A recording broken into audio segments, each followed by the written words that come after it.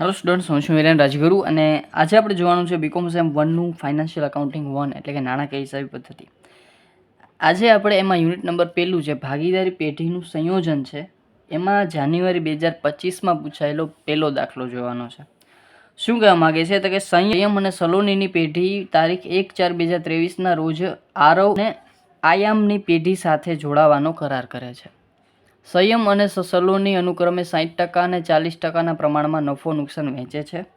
તે તારીખે સંયમ અને સલોનીની પેઢીનું પાકું સરવૈયું નીચે પ્રમાણે છે. હવે આપણને એમ કીધું છે કે ભાઈ બે પેઢીઓ છે, બરાબર, બંને ભાગીદારી પેઢી છે, એ શું થાય છે તો કે સંયોજન પામે છે, બરાબર છે. તો હવે આપણને સંયમ અને સલોનીનું પાકું સરવૈયું આપ્યું છે. એમાં છે જવાબદારીઓ, મિલકતો, લેણદારો, દેવી હુંડી, બેંક ઓડી એટલે કે બેંક ઓવરડ્રાફ્ટ, મૂડી ખાતામાં સંયમ અને સલોનીની મૂડી આપી છે અને અનામતો આપી છે. મિલકતોની વાત કરીએ તો પાઘડી, મકાનો, ફર્નિચર, રોકાણો, દેવાદારો, સ્ટોક અને રોકડ સિલક, આટલી વસ્તુ આપી છે. ટોટલ આપણને 1,14,000 બંનેના કીધા છે. કરારની શરતો નીચે મુજબ છે.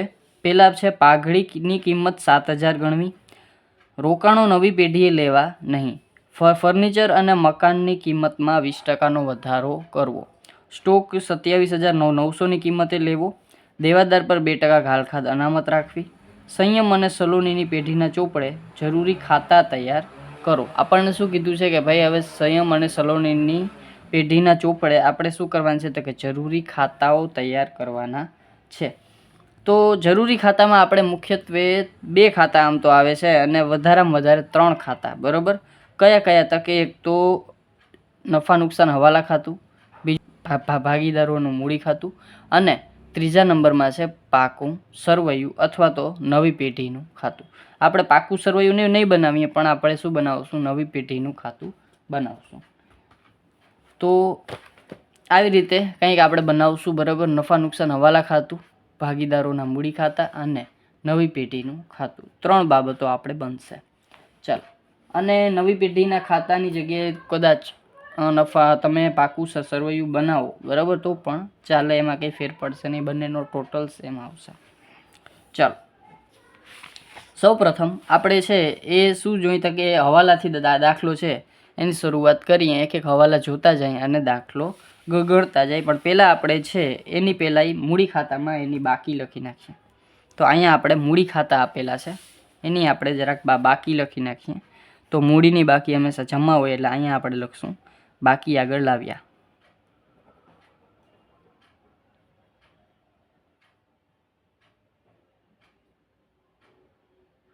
ચાલો, તો સંયમ અને સલોની બંનેનું 36,000 અને 12,000 બંનેની મૂડી છે. તો અહીં લખી નાખશું 36,000, 12,000. પછી છે અનામત છે, તો અનામતે સાથે સાથે લખી નાખીએ. તો અનામતો છે 5,000ની અને એ પણ નફા નુકસાનના પ્રમાણમાં વેચાય. તો નફા નુકસાનનું પ્રમાણ આપણને શું આપેલું છે તો કે 60% અને 40%. 60% અને 40% એટલે હું અહીંયા એમ કહું કે 60/40 છે, 0 આપણે કટ કરી નાખીએ. તો 2 તેરી 6 અને 2 દૂને 4 એટલે કે 3/2 એ શું થઈ જશે, નફા નુકસાનનું પ્રમાણ. આ શું થઈ જશે, નફા નુકસાનનું પ્રમાણ 3/2. તો આપણે 3/2માં આપણે અનામતો વેચીએ એટલે ટોટલ 5,000 છે, એટલે એને ગુણ્યા 3/5 એટલે ગુણ્યા 3/5 એટલે 3,000 અને બાકી વધી 2,000 એટલે કે સંયમની 3,000, સલોનીની 2,000, બરાબર છે. અને ઘણા બધા સ્ટુડન્ટ એમ કહેશે કે સર 3 ને 2 5 થાય અને અહીં ટોટલ 5,000 છે, તો 3,000 ને 2,000 ડાયરેક્ટ તમે કરી નાખો ડાયરેક્ટ, બરાબર છે, તો પણ ચાલે. પણ ઘણા બધા સ્ટુડન્ટને ના સમજાય તો આપણે જે છે કે કેલ્સીમાં ગણતરી કરી. ચાલો, આનું કામ થઈ ગયું. હવે આપણે આપણા શું જોઈએ તો કે હવાલા જોઈએ. પાઘડીની કિંમત 7,000 ગણવાની છે. ચાલો, તો પાઘડીની કિંમત ખરેખર આપણને પાકા સરવૈયામાં આપી છે 2,000 અને એને કીધું છે કે ભાઈ પાઘડીની કિંમત 7,000 ગણવો. તો હવે વધારો કેટલો થાય છે પાઘડીમાં? તો કે પાઘડીમાં સર વધારો થાય 5,000નો. 5,000નો વધારો થાય તો એ ભાગીદારો એની મૂડી ખાતે લઈ જશે, બરાબર. તો અહીંયા આપણે લખશું પાઘડી ખાતે, બરાબર. પાઘડી ખાતે જે વધારો થાય છે એની વાત કરું છું. તો કેટલાનો વધારો થાય? 5,000નો. અને એને આપણે નફા નુકસાનના પ્રમાણમાં વેચી નાખશું. તો 5000નો વધારો થયો તો એ પણ આવશે 3000 અને 2000 નફા નુકસાનના પ્રમાણમાં. જે વધારો થયો એની વાત છે, બરાબર. અને પૂરેપૂરી પાઘડી નવી પેઢી ખાતે જશે, બરાબર. એટલે અહીં લખશું આપણે પાઘડી ખાતે. કેટલા છે તો કે 7000. તો 7000 આપણે નવી પેઢીને હવે પેઢીમાં આવશે એટલે મિલકત છે એટલે ઉધાર, બરાબર. આવશે એટલે મિલકત છે એટલે ઉધાર. ચાલો આગળ વધીએ. આનું કામ થઈ ગયું, બરાબર. હવે આના સિવાય એની કાંઈ નોંધ નહીં થાય. આપણે જે વધારો હતો એ આપણે એના મૂડી ખાતામાં, ભાગીદારોના મૂડી ખાતામાં નફા નુકસાનના પ્રમાણમાં આપી દીધો અને જેટલી પાઘડી હતી એ નવી પેઢી ખાતે જવા દીધી. પછી જે રોકાણો નવી પેઢીએ લેવા નહીં, બરાબર. તો હવે શું કીધું છે તો કે રોકાણો નવી પેઢી લેશે નહીં. તો ના લઈએ તો શું કરે તો કે જે ભાગીદારો છે એ લઈ જાય, બરાબર. હવે ભાગીદારો લઈ જાય તો એના મૂડી ખાતે શું થાય તો કે મિલકત ભાગીદારો લઈ જાય છે, બરાબર. તો એ શું થશે ભાગીદારોના મૂડી ખાતે ઉધાર. તો અહીંયા આપણે લખશું રોકાણો ખાતે. હવે કોઈ પણ મિલકત કે કોઈ પણ વસ્તુ ભાગીદારો છે એ પેઢીમાંથી લઈ જાય તો એને આપણે કેના પ્રમાણમાં વેચી નાખશું તો કે એને આપણે છે એના મૂડીના પ્રમાણમાં વેચશું. કેના પ્રમાણમાં વેચશું? મૂડીના પ્રમાણમાં. તો મૂડીનું પ્રમાણ મારી પાસે શું છે તો કે અહીંયા મારી પાસે શરૂઆતની મૂડી છે 36000 અને 12000. તો અહીંયા હું લખીશ મારી પાસે છે સંયમ અને સલોની, આ બે જણા છે. સંયમની મૂડી છે મારી પાસે 36000ની અને આની છે 12000ની. 0 હું કટ કરી નાખું, બરાબર. મારે આનું પ્રમાણ જોઈ છે તો 12ના ટેબલમાં જ 2 આવે છે, બરાબર. તો 12 × 12 અને 12 × 36 એટલે કે 3:1 છે એ શું થશે મારું મૂડીનું પ્રમાણ. શું થશે મૂડીનું પ્રમાણ. તો મૂડીના પ્રમાણમાં મારે રોકાણો છે એ શું કરી નાખવાના છે વેચી નાખવાના છે. તો અહીંયા હું રોકાણો છે મારી પાસે 6000ના, તો તેને હું 3:1ના પ્રમાણમાં, બરાબર. તો 6000 છે અને હું 3:1ના પ્રમાણમાં વેચું તો 3 ભાગ્યા 3 ને 1 4 એટલે ટોટલ 4 એટલે 4500 અને બાકી વધશે 6000માંથી એ કોણ લઈ જશે તો કે સલોની. અને નફા નુકસાનમાં ફાળવવાની એક ઇઝી રીતે હોય, બરાબર. શું છે તો કે ટોટલ કેટલા છે તો કે સર 6000 છે અને આ બેનો ટોટલ કેટલો થાય તો કે 3 ને 1 4. તો આને ડિવાઈડ બાય 4 જ કરી નાખવાના ડાયરેક્ટ, એટલે કે 6000 ભાગ્યા 4. હવે 15 આવ્યા, બરાબર. 1500 આવ્યા. હવે મને 15 એકાનો પાળો આવડે છે તો 15 તેરી 45 અને 15 એકુ 15. ડાયરેક્ટ તમારે કાંઈ પણ ઝંઝટ વગર જે છે એ કદાચ 3 જણા હોય તો તમારે અલગ અલગ ગણતરી કરવી પડે નહીં. ડાયરેક્ટ સીધો ડિવાઈડ કરી અને પછી જે આવે એને મલ્ટીપ્લાય કરી નાખવાનો એટલે તમારું જે ફાળવણી છે એ આવી જાય. આગળ વધીએ. ફર્નિચર અને મકાનની કિંમતમાં 20%નો વધારો કરવો, બરાબર. ફર્નિચર અને મકાનની કિંમતમાં શું કરવાનું છે વધારો. તો અહીંયા આપણે પહેલાં તો ફર્નિચર છે કેટલું આપણી પાસે તો કે ફર્નિચર છે 10000નું. 10000ના 20% એટલે કે 10 દૂને 20 એટલે કે 2000. તો 10000 એને ગુણ્યા 20%, 2000નો વધારો કરવાનો છે. તો ફર્નિચર છે મારી પાસે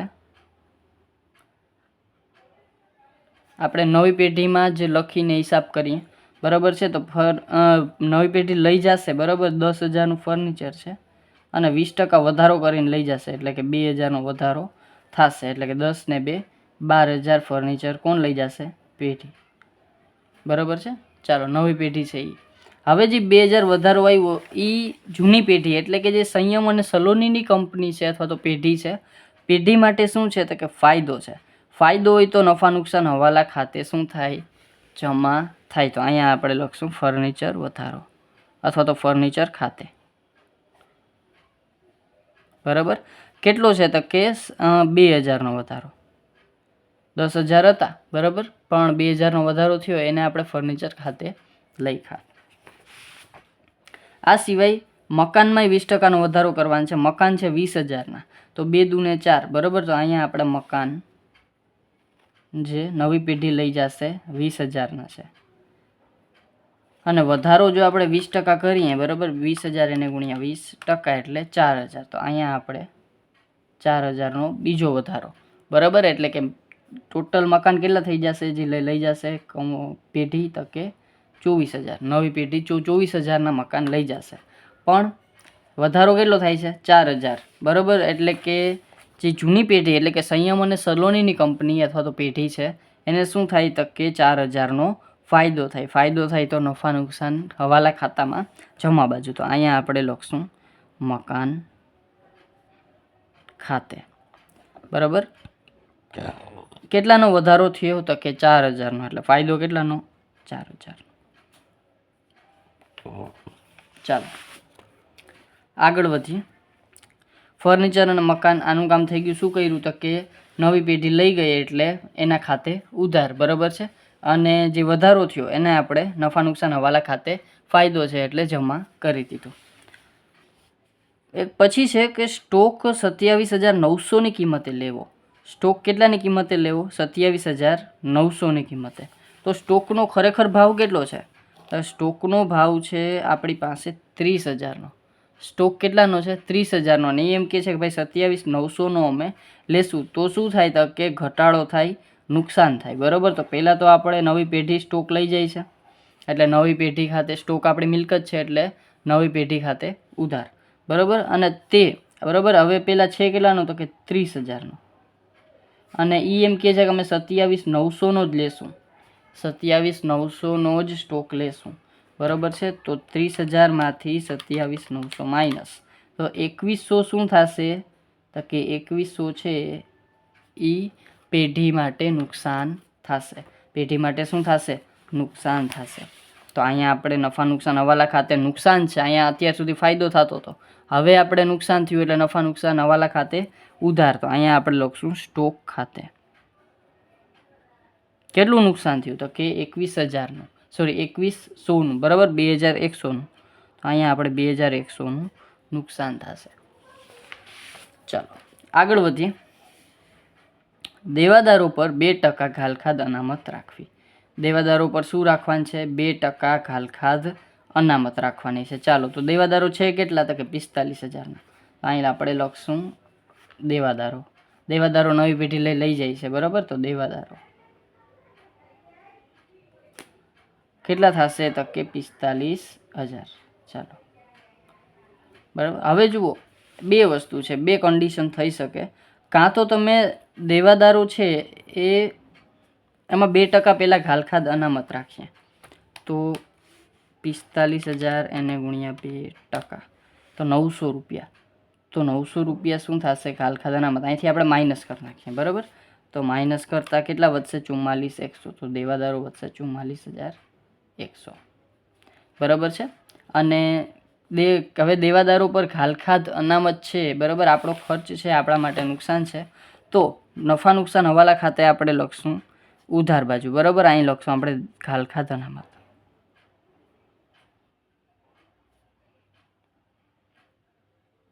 કેટલા તો કે 900 રૂપિયા, બરાબર. 900 રૂપિયા આપણી પાસે ઘાલખાદ અનામત આવશે. ચાલો આ વસ્તુ થઈ ગઈ. હવે એક વસ્તુ છે તમારે તમને કહેવાની એ છે કે અહીંયા આપણી પાસે દેવાદારો જે નવી આપણે નવી પેઢીની વાત કરીએ અને આનું કાંઈ આપણે કામ નથી. આ તો થઈ ગયું, બરાબર. જેમ હતું આ જ રૂલ લાગશે, એમાં ઘાલખાદ અનામત ખર્ચ તરીકે આવશે. પણ અહીંયા હું તમને એમ કહું છું કે અહીંયા ઘણી બધી બાબતમાં ઘણા બધા દાખલામાં શું થાય છે તો કે 45000 ઘાલખાદ અનામત બાદ કર્યા વગર 45000 છે એ પેઢી અહીંયા દેવાદારો રાખશે, બરાબર. ઘણી બધી કેસમાં એમ થાય છે, ઘણા બધા કેસમાં આ સિચ્યુએશન હોય છે, ઓલી સિચ્યુએશન હોય છે. તો બંને સાચું છે. અહીંયા દેવાદાર તમે કદાચ 45000 રાખો ને તો પણ એ વસ્તુ સાચી છે. પણ કન્ડિશન શું છે તો કે સામે તમારે જે આ 900 રૂપિયા છે ને એને તમારે દેવા તરીકે અહીંયા સામાન્ય ઘાલખાદ અનામત તરીકે રાખવા પડે, બરાબર. ઘાલખાદ અનામત તમે અહીંથી બાદ ના કરો ને તો તમારે 45000 પૂરેપૂરા દેવાદારો અને ઘાલખાદ અનામત તમારે અહીંયા સામે દેવા તરીકે 900 રૂપિયા બતાવવી પડે, બરાબર છે. અહીંયા આપણે એમ કરતા નથી. આપણે શું કરીએ છીએ કે આપણે ડાયરેક્ટ 900 રૂપિયા કે દેવાદારોમાંથી બાદ જ કરી નાખીએ છીએ. એટલે અહીંયા દેવા તરીકે બતાવવાનો પ્રશ્ન ઊભો થતો નથી, બરાબર. પણ કદાચ તમે એમ કહો કે સર અમારા સર તો અમને 45,000 પૂરેપૂરા અહીંયા લખાવે છે, તો એવું પણ શક્ય છે, કારણ કે પેઢી છે એ દેવા તરીકે જે ઘાલખાદ અનામત છે એને સામે બતાવશે, બરાબર છે. તો એનાથી તમારા દાખલામાં કંઈ ફેર પડશે નહીં. તમારો જે ટોટલ આવશે એમાં 900 રૂપિયાનો બંને બાજુ વધારો છે એ આવી જશે, બરાબર છે. ચાલો, આ વાત થઈ ગઈ ઘાલખાદ અનામતની, બરાબર. 2% ઘાલખાદ અનામત રાખવી એનું કામ પણ થઈ ગયું, એટલે હવાલાનું કામ થઈ ગયું. હવે આપણે એક એક એન્ટ્રી જોતા જાય અને જ્યાં થતી હોય ત્યાં લખતા જાય, બરાબર છે. તો પહેલાં આપણે જવાબદારીથી ચાલુ કરીએ તો લેણદારો. હવે એને શું કીધું છે તો કે બાકી બધું કાંઈ કીધું નથી, એટલે કે બધા દેવા છે એ કંપની લઈ લેતી હશે અથવા તો નવી પેઢી જે છે એ લઈ લેતી હશે. તો લેણદારો છે એ નવી પેઢી લઈ લેશે પૂરેપૂરા 50,000. તો લેણદારો આપણું દેવું છે, અને દેવું લઈએ તો એ શું આવે, નવી પેઢી ખાતે જમા આવે, કારણ કે દેવાની બાકી શું હોય, જમા હોય. તો અહીંયા આપણે લખશું લેણદારો કેટલાના છે તો કે લેણદારો છે 50,000. પછી દેવી હુંડી, તો દેવી હુંડી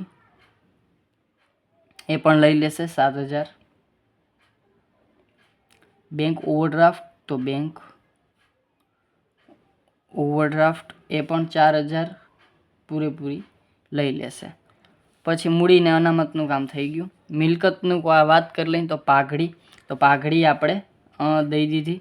મકાનો લઈ લીધા, ફર્નિચર લઈ લીધા, રોકાણો તો કંઈ લેતી નથી, દેવાદારો તો કે થઈ ગયું, દેવાદારોનું કામ થઈ ગયું, સ્ટોક તો કે એનું કામ થઈ ગયું, અને રોકડ સિલક લાસ્ટમાં, તો એ પણ આપણે લખી નાખીએ. રોકડ સિલક મિલકત છે એટલે એની બાકી શું હશે તો કે ઉધાર હશે. અહીંયા આપણે 1,000, બરાબર છે.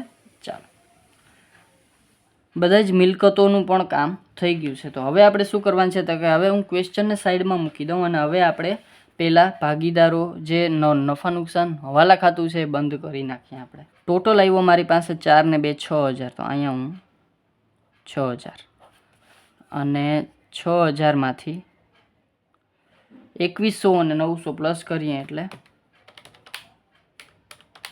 3,000.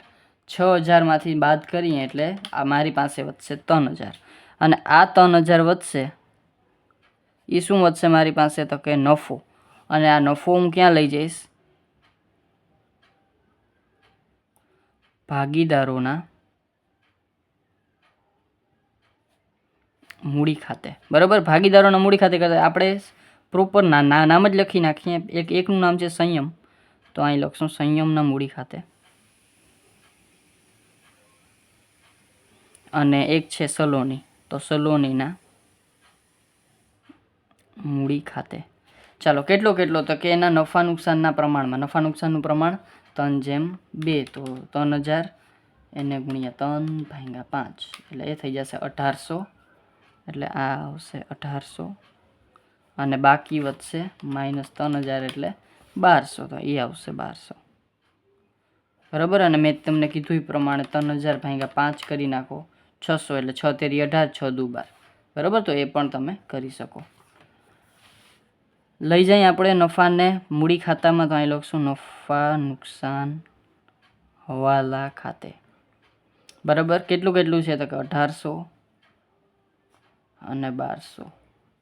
ચાલો, આ ખાતું બંધ કરી દઈ, બરાબર. પહેલાં સલોનીની બાજુ જોઈ લઈએ તો 12,000, 2,000, 2,000 અને 1,200 એટલે આવશે 17,200 ટોટલ. એમાંથી સલોનીનું રોકાણો એ લઈ જાય છે, એના બાદ કરીએ તો એ છે 15,700 વધશે, અને આ 15,700 વધશે એ શું વધશે તો કે નવી પેઢી ખાતે લઈ જવાની મૂડી, બરાબર છે, બંને ભાગીદારોની.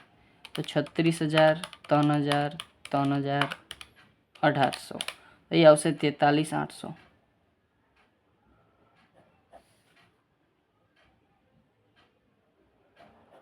એમાંથી 4,500 માઇનસ, તો એ થઈ જશે 39,300,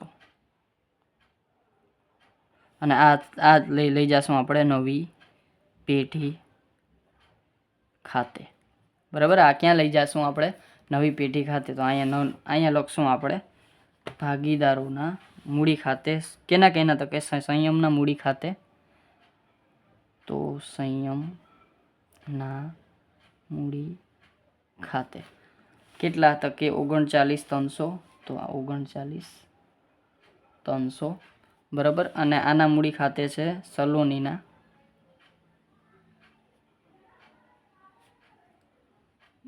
મૂડી ખાતે કેટલા 15,700.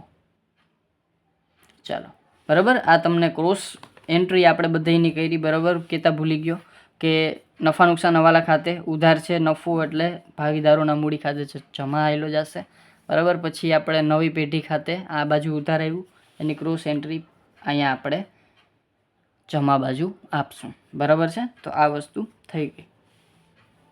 હવે આપણે જો આ નવી પેઢીનું ખાતું છે એ સરભર કરવાનું થશે બરાબર. એટલે કે સરભર જ થશે, આપણે ટોટલ કરશું એટલે બરાબર છે.